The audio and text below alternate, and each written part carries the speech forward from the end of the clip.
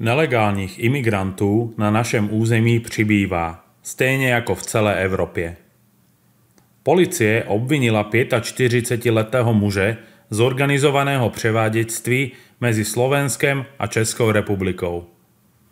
Jak v úterý informovala mluvčí moravskoslezské policie Soňa Štetínska, muž byl minulý týden zadržen na hraničním přechodu Bumbálka, když v dodávce převážel 17 uprchlíků ze Sýrie.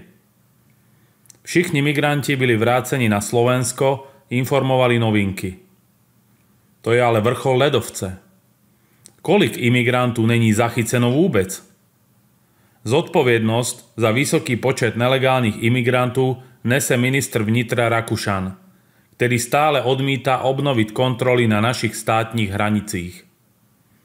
Počty imigrantů sú už letos dokonce vyšší než v době vrcholu migrační krize v roce 2015 a jenom v Nemecku sú odhadovány na 400 000 osob, což je dvojnásobek loňského stavu.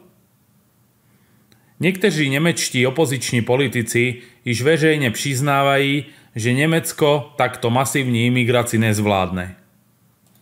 Hnutí SPD dlouhodobě požaduje již několik měsíců znovu obnovení ochrany našich státních hranic.